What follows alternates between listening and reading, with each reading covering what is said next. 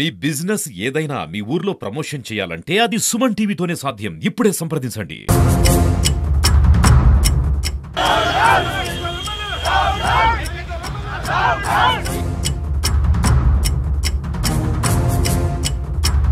నమస్తే, welcome to Suman TV Karimnagar.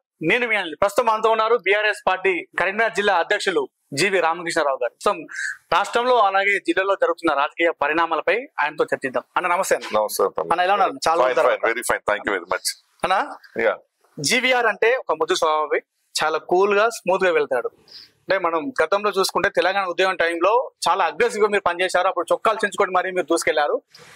Same అలాంటి GVR ను నిన్న కరీంనగర్ తెలంగాణ చౌక్ చూసాం. సేమ్ అదే ఉద్వేగంతో ఆకర్షణతో మీరు ముందుకెళ్లారు. అసలు ఎందుకు అంత ఆవేశం? మేమంతా కూడా తెలంగాణ రాష్ట్ర సమితిలో కేసీఆర్ గారు ట్రైనింగ్ అయిన వ్యక్తులం. ఎప్పుడు ఎట్లుండాలనేది మా కేసీఆర్ గారు చాలా మంచి ట్రైనింగ్ ఇచ్చిండ్రు. అనవసరం లేని చోట ఆవేశపడుతున్న గౌరవం ఉండదు. కానీ నిన్న మాత్రం 100% తెలంగాణ ఉద్యమంలో మేము బ్రహ్మాండంగా పోరాటం చేసినాం. తెలంగాణ రాష్ట్ర సాధనలో ఆవగించేంత పాత్ర మాకు తప్పకుండా ఉన్నది. నిన్న ఎందుకంటే నిన్న సంజయ్ అనే ఎమ్మెల్యే గారు కానివ్వండి, అదేవిధంగా పోచారం శ్రీనివాస్ రెడ్డి గారు కానివ్వండి, వాళ్ళందరూ కూడా టీఆర్ఎస్ పార్టీలో లాభపడి ఇవాళ కేసీఆర్ గారి యొక్క మందలతోటి మంత్రులై స్పీకర్లై వాళ్ళ కొడుకులకు కూడా అవకాశం ఇచ్చిన తర్వాత కేసీఆర్ గారిని వదిలిపెట్టుకోవడం అనేది మాత్రం చాలా బాధాకరమైన విషయం. ఇవాళ పదవులు లేని వాళ్ళు లక్షలాది మంది కార్యకర్తలు ఇవాళ పార్టీ ఉన్నారు. వాళ్ళ ఆదర్శంగా తీసుకోవాలి కదా. ఇప్పుడు పోయేటోళ్ళు ఏమైతే ఒక 5 సంవత్సరాల పదవులు లేకపోతే ఏమైనా చచ్చిపోతున్నా మన పార్టీ పునర్నిర్మాణంలో వాళ్ళ భాగస్వామ్యం కావాలి కదా. కాబట్టి మాకు చాలా బాగా అనిపించింది. 100% ఇంకా ఇటువంటి కార్యక్రమాలు మేము బాగా చేస్తాము. ఇప్పుడు 100% మళ్ళీ మేమంతా కూడా 2001 ఉద్యమకారులు ఏ విధంగా అయితే పనిచేసినామో అంతకంటే 10 రెట్లు ఎక్కువ చేస్తాం. మాకు అనుభవం వచ్చింది. ఇప్పుడు ఇంకా మేము కూడా 10 సంవత్సరాలు గవర్నమెంట్ ఉన్నాం. అధికారులు ఏ విధంగా వింటారు, ఏ విధంగా పని చేయించుకోవాలి, ఏ విధంగా ఎట్లా స్పందించాలి అనే దాని మీద ఇంకా మాకు బాగా అవేర్నెస్ ఉన్నది. కాబట్టి ఇంకా ముందు కూడా తప్పకుండా నేను అవకాశం ఉన్న దగ్గర ఎంత పెద్ద పోరాటం చేయాలో అంత పెద్ద పోరాటం చేస్తాం. ఎవరికి కూడా భయపడే ప్రసక్తే లేదు. 100%. ఉమ్మడి కరీంనగర్ జిల్లాకు బీఆర్ఎస్ పార్టీ అనేది కంచుకోట అన్న. అవును. ఇప్పుడు ప్రస్తుతం చూసుకున్నట్టయితే కొంచెం ఆదరణ తగ్గుతుందేమో అని మనకు కనిపిస్తుంది. దీనిపై మీరు ఏమంటారు? నిజమేనది? లేదండి, ఉమ్మడి కరీంనగర్ జిల్లాకు కేసీఆర్ గారికి ఒక సెంటిమెంటల్ అటాచ్మెంట్ ఉన్నది. టిఆర్ఎస్ పార్టీకి ఎన్నోసార్లు మంచి చెడు రోజులు ఉన్నాయి. చెడు రోజులలో మంచి రోజులలో కూడా మాకు మంచి గౌరవం ఇచ్చిన జిల్లా కరీంనగర్ జిల్లా. ఈ రోజు కూడా ఇవాళ ఈ ఉమ్మడి జిల్లా నుంచి 5 ఎమ్మెల్యేలు ఉన్నారు మాకు ఇక్కడ. సార్ నిన్న సంజయ్ గారు పోయినప్పటికీ కూడా నాకు 5 ఎమ్మెల్యేలను గెలిపించారు అవుట్ ఆఫ్ 13లో. ఇక్కడ ఎటువంటి ఆదరణ పోలేదు. ఎందుకంటే కరీంనగర్ జిల్లా ఉద్యమానికే ఇది ఒక గడ్డ మాకు. కాబట్టి ఎటువంటి ఆదరణ పొందలేదు. ఇక్కడ కార్యకర్తలు స్ట్రాంగ్ ఉన్నారు, పార్టీ స్ట్రాంగ్ ఉన్నది, కేసీఆర్ అంటే అభిమానం ఉన్నది కరీంనగర్ జిల్లాలో. ఎందుకంటే కేసీఆర్ గారు ఇక్కడ నుంచి ఆ రోజు తను నిరాహార దీక్ష చేయడానికి ఎంచుకున్న గడ్డ ఇది. ఆ రోజు కేసీఆర్ గారు పోతుంటే కరీంనగర్ ప్రజలు వాళ్ళ బాల్కనీ నిలబడి పూలు చల్లి ఆశీర్వదించిన గడ్డ ఇది. కాబట్టి ఎట్టి పరిస్థితి కూడా ఏమి తగ్గేదేమీ లేదు, తగ్గలేదు కూడా. తగ్గినా కూడా మేము పెంచుకున్న శక్తి టిఆర్ఎస్ పార్టీకి ఉంది కరీంనగర్ జిల్లాలో. ఓకే, అంటే బీఆర్ఎస్ పార్టీతోని ఎమ్మెల్యే గెలిచిన వాళ్ళు కావచ్చు, మాజీ నామినేటెడ్ పోస్టులు చైర్మన్ కావచ్చు, చాలా మంది కూడా పార్టీ వెళ్ళిపోతున్నారు. ఆయన ఇంత జరుగుతున్నా కూడా కేసీఆర్ కేటీఆర్ సైలెంట్ గా ఉండాల్సిన అవసరం ఎందుకు వచ్చింది? ఇప్పుడు ఎట్లుంటదంటే అండి, గొర్రెల మంది ఉంటుంది పెద్దది, కొన్ని దొంగదోళ్ళు ఎగిరి దుక్కిపోతుంటాయి, వాటిని పట్టుకొని వచ్చినా వెనకైనా పోతాయి. కాబట్టి కేసీఆర్ గారు కేటీఆర్ గారు ఏం సైలెంట్ ఏం లేరు. వాళ్ళు చేసే వ్యూహం వాళ్ళు చేస్తున్నారు. కానీ పోయేటోళ్ళను పోనీయకుండా ఉంచితే కూడా ఏం చేస్తారంటే వారు ఉన్నోళ్ళను కూడా ఖరాబ్ చేస్తారు. ఒకసారి మనసులోనే పోవాలని పడ్డ తర్వాత పోతేనే బెటర్. ఇంకా పార్టీ కూడా చాలా పక్షాలు జరగాలి. మా పార్టీ బాగా అంటే బాగా నిండిపోయి ఉంది మొత్తం. స్క్రాప్ బాగా అయిపోయింది. ఉద్యమ స్ఫూర్తి పోయిందని లీడర్ ఉన్నారు ఇక్కడ. వాళ్ళతో బాగా డిస్టర్బెన్స్ ఉన్నది పార్టీలో. సో ఎవరైతే పోదలుచుకున్నారో వాళ్ళు పోనీయండి, ఏం బాధ లేదు. మా పార్టీ మళ్ళీ బ్రహ్మాండంగా పునర్నిర్మాణం జరుగుతుంది. కానీ పోవాలని చెప్పి కూడా పార్టీ అదే నాయకుడు కోరుకుంటాడు. వాళ్ళు ఆపడానికి, వాళ్ళతో మాట్లాడడానికి, వాళ్ళకున్న ఇబ్బందులు తెలుసుకోవడానికి కూడా వ్యూహం చేస్తున్నారు.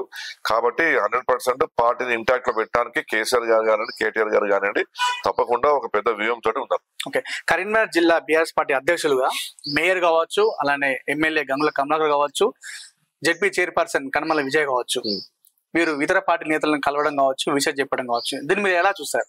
సార్ ఒక్కటి గమనించాలి మీరు దయచేసి.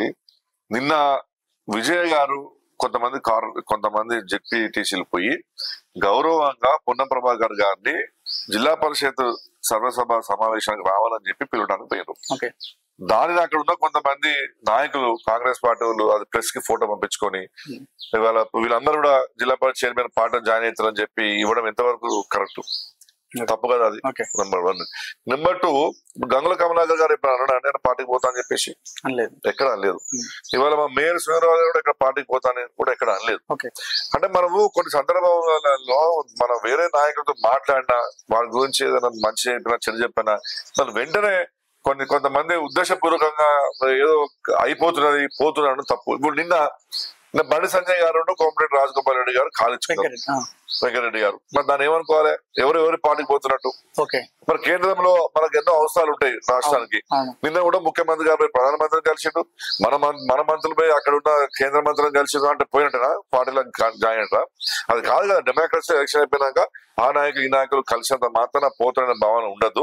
ఇదంతా కూడా కావాలని చెప్పి కాంగ్రెస్ పార్టీలో కొంత చీడపురులు ఏదో మన గౌరవంగా పోయి కలిస్తే కూడా దాన్ని ఆసరా తీసుకొని అన్ని అడ్వాంటేజ్ తీసుకుంటారు. మేము గతంలో ఎప్పుడు చేయలే. గతంలో కూడా చాలా మంది పార్టీ నాయకులు కలిస్తే మేము ఎప్పుడు కూడా అట్లా రాగానే ఏదో వాళ్ళ స్వలాభం కోసం వచ్చిన భావన మేము లేకుండే.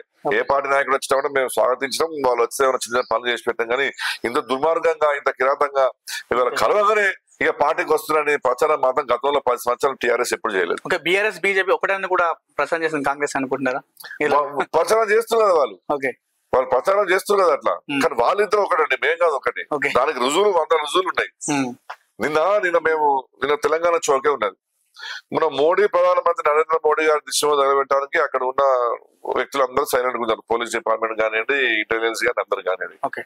మేము నిన్నపై జగిత్యాల సంజయ్ గారి బొమ్మగాలు పెడతామంటే మొత్తం మమ్మల్ని వీర పోడ చేసి అక్కడి నుంచి మమ్మల్ని తరువు కొట్టే ప్రయత్నం చేసినాం. సరే మేము గౌరవంగా పోలీస్ మీద ఉన్న మా రెస్పెక్ట్, ఎందుకంటే తెలంగాణ పోలీసు నెంబర్ 1 పోలీసు ఉన్నది. ఆ పోలీసులను డిస్టర్బ్ చేయొద్దు, వాళ్ళ గౌరవం వాళ్ళకి ఇవ్వాలి అనే ఉద్దేశంతో మేము కూడా ఎక్కువ ఇబ్బంది పెట్టలే. మేము పోయిన వెంటనే వాళ్ళు బీజేపీ వాళ్ళు వచ్చి కాంగ్రెస్ దిష్టి పెట్టారు. అంటే ఏంటి ఇద్దరి మధ్యలో నువ్వు నన్ను కొట్టు నేను నిన్ను కొడతా మనమే ఉందామనే ఒక కాంప్రమైజ్ ఫార్మాలనే రాష్ట్ర రాజకీయాలు జరుగుతున్నాయి. మీకు హుజరాబాద్ ఉప ఎన్నికలప్పుడు అదే జరిగింది, మునుగోడు ఉప ఎన్నికలప్పుడు జరిగింది. మొన్న కూడా చాలా చోట్ల కూడా వాళ్ళు బీజేపీ ఎంపీలకు వీక్ క్యాండిడేట్స్ ఇచ్చారు. So understanding is between BJP and Congress. మాకు బీజేపీ కానీ మాతో ఎటువంటి సంబంధాలు లేవు మాకు. ఓకే. అంటే ఇప్పుడు చూస్తున్న రాజకీయ పరిణామాలు చూసుకుంటే కేంద్రంలో బీజేపీ ఉంది, ఇక్కడ రాష్ట్రంలో చూసుకున్నట్టయితే కాంగ్రెస్ ఉందన్న. ద సేమ్ టైం జిల్లాలో కంచుకోట ఉన్నటువంటి బీఆర్ఎస్ కొంచెం తగ్గినట్టుగా అనుకుంటున్నారు చాలా మంది కూడా. సో ఎలా ఉండిపోతుంది భవిష్యత్తు కరీంనగర్ లో పార్టీ? సరే ఇప్పుడు ఎలక్షన్స్ అయిపోయి మొన్న 1 మంత్ అయిపోయింది. సరే మాకు కొన్ని ఎంపీ ఎలక్షన్స్ లో మాకు సరైన రాలేదు. మా ఓటు అంతా కూడా బీజేపీ ట్రాన్స్ఫర్ అయిపోయింది, అందులో ఎటువంటి సందేహం లేదు. అంతంత మాత్రం టీఆర్ఎస్ కరిగిపోతుంది. ఇది గతంలో కూడా Congress party YS Rajasekhara CM గారు ఉన్నప్పుడు మా పార్టీని మొత్తము సర్వనాశనం చేసే ప్రయత్నం చేశారు. కానీ మేము రివర్స్ స్వింగ్ లో మేము గవర్నమెంట్ ఫామ్ చేసినాం. సో టీఆర్ఎస్ పార్టీని ఎవ్వరు ఏం చేయలేరండి. మాకు ఆది నాయకుడు కేసీఆర్ అనేటోడు ఎలక్ట్రిసిటీ కరెంట్ పాస్ అయ్యే వ్యక్తి ఆయన ముట్టుకునే ప్రయత్నం చేస్తే ఎదుటోడే కరెంట్ షాక్ గురించి తప్పించి మా పార్టీని ఎవరు ఏం చేయలేడు. ఎవరు ఉన్నా ఎవరు లేకున్నా పార్టీ తిరిగి వస్తుంది. కరీంనగర్ జిల్లాకు సంబంధించి కూడా ఇప్పటికి కూడా కరీంనగర్ జిల్లాలో ఏదో మన సంజయ్ గారు ఒక్కడే పోయిన తప్పించి మిగతా ఎక్కడ కూడా ఏ పార్టీల నాయకులు కానీ జడ్పీటీసీలు కానివ్వండి, చైర్మన్ కానివ్వండి, ఎవరు కూడా ఎన్నికల తర్వాత నిరుత్సాహపడలేదు. మనందరూ నమ్మకం ఉన్నది మళ్ళీ కేసీఆర్ గారు కేటీఆర్ గారి ఆధ్వర్యంలో మళ్ళీ పార్టీ బ్రహ్మాండమైన పునర్నిర్మాణం జరుగుతుందని చెప్పి ఆశ మాకున్నది. ఓకే. పార్టీ మీద గెలిచి రాజీనామా చేయకుండా వెళ్ళిపోయే వాళ్ళు అలాంటి వాళ్ళకి మీరు ఏం చెప్తారు? వాళ్ళు దే ఆర్ లిటరలీ బ్రోకర్స్. వాళ్ళ బ్రోకర్లు, చీటర్లు. వాళ్ళ తెలంగాణ కార్యకర్తల యొక్క రక్తము, వాళ్ళ యొక్క మన చెమట ఓర్చి గెలిచిన వ్యక్తులు. వారు నిజంగా చెప్పాలంటే నడి రోడ్డు మీద ముక్కు నెలకు రాసి కేసీఆర్ గారు క్షమామని చెప్పాలి, ప్రజలకు క్షమామని చెప్పాలి. మనం గెలిపించింది బీఆర్ఎస్ బీఫామ్ మీద గెలిపించింది. ఎటువంటి ఎజెండా కూడా లేదు కదా పోవడానికి కూడా. వాళ్ళు మొన్నదాకా 10 సంవత్సరాలు గవర్నమెంట్ లో ఉన్నారు కదా వాళ్ళు. మరి ఇంత పోవాల్సిన అవసరమే లేదు. పోయిన కూడా ఎవరు పోయినండి? ఇవాళ పదవులు అనుభవించిన పోయారు. ఎంపీ టికెట్ ఇచ్చినాక వరంగల్ అయితే కావ్య టికెట్ ఇచ్చినాక కూడా బీఫామ్ వాపస్ చేసిపోయింది. 100%. కేసీఆర్ గారికి ఏం తక్కువ చేశారు సార్? వాళ్ళ కుటుంబంలో 3 అంటే 3 పదవులు ఇచ్చారు. పోచారం శ్రీనివాస్ రెడ్డి గారికి ఏం తక్కువ చేశారు? వాళ్ళ కొడుకు డీసీబీ చైర్మన్ గా ఉన్నాడు, ఆయన స్పీకర్ చేసాడు, ఆయన మంత్రి చేశాడు. సంజయ్ గారిని 2 సార్లు ఎమ్మెల్యే గెలిపించారు. వారికి ఏం తక్కువ చేసిందని చెప్పి పార్టీ వాళ్ళు వెళ్ళిపోవాలి. కాబట్టి ఇదంతా కూడా చాలా దుర్మార్గమైన చర్య. 100% ఉద్యమ పార్టీ నుంచి గెలిచిన నాయకులు వాస్తవంగా పార్టీ వాళ్ళు పెట్టుకోవద్దు. వాళ్ళు పోయిందంటే ప్రజలు రేపు తప్పకుండా బుద్ధి చెప్తారు. ఓకే. పార్టీ అధికారంలో ఉన్నా లేకుండా జెండా పడుకున్న నమ్ముకున్న కార్యకర్తలు చాలా మంది ఉన్నారు. వాళ్ళు ఇప్పుడు కొంచెం అధికారం కోల్పోయిన తర్వాత కొంచెం అధైర్యపడుతున్నట్టుగా అనిపిస్తుంది. అలాంటి వారు మీ కార్యకర్తలు మీరు ఏం చెప్తారు? సార్ చూడండి, పార్టీలో కింది స్థాయి నుంచి పై స్థాయి వరకు ఉంటాయి.